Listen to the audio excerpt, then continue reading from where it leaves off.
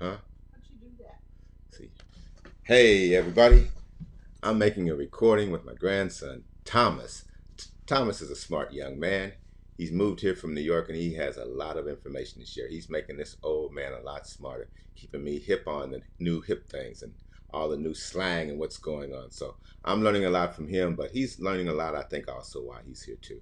One thing I know he's learning is how to think like an economist. So I'm going to ask Thomas to tell you folks a little bit about how do you think like an economist. Talk to me, Thomas. Oh, thinking like an economist?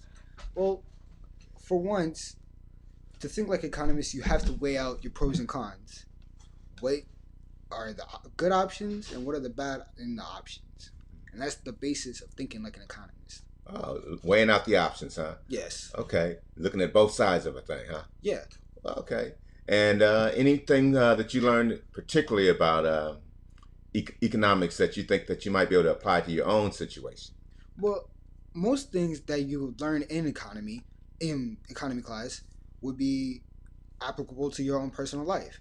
It may not be immediately, but it would be in the future at some point. Say if you start a business, for example. But the most immediate stuff would be thinking like an economist and really where to put your money and when saving your money. So, are you a good saver, Thomas? Do you save a lot of your money? And how would you recommend young folks starting a savings account? At first, I wasn't a good saver. I was a big spender. Now, if I got it, I spent it. I got it like that. But as I became more financially aware of where I wanted to be, I became more of a saver. And really, the best way to do it is to open up a savings account. Either you could start with a bank if you don't know where to really start.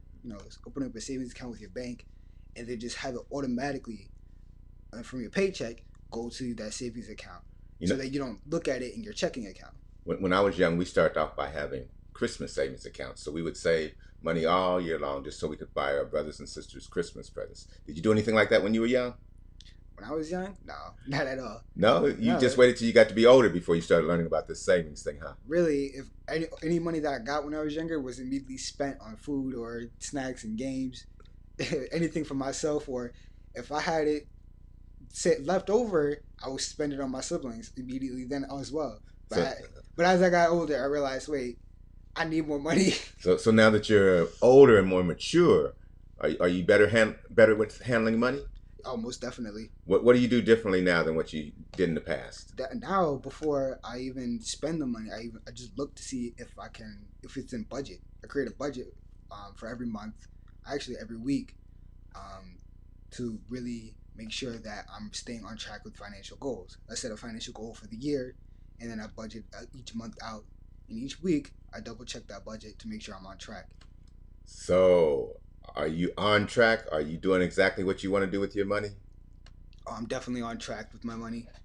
If I wasn't, then I would have to cut back on something. Either it would be food I'm overspending on, or transportation I'm overspending on, or even the miscellaneous little things that pop up, like, oh, I forgot my friend's birthday, I gotta get him a gift. So do you have any big goals, big financial goals ahead of you? Things that you might be saving money for now or planning to invest in now? I definitely have a few financial goals. One of them, for example, is I want to build my own a new computer. Right, that's a pretty huge financial goal. Right, building a new computer can range from anywhere from $1,000 to, if you have the budget for it, $4,000. Yeah, a 4K set is not cheap. That's the big thing. Not very many people I know actually build their own computers.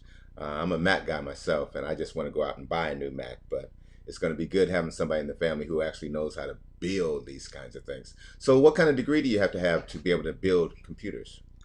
Oh, you don't need a degree at all. You just have to have the technological know-how to do it. People do it all the time for fun, and then they sell off whatever they build. A degree is not necessarily needed to build a computer. More so, designing the parts for it that will go in the computer. But how long do you think it's going to take you to actually put together the computer once you get all the parts?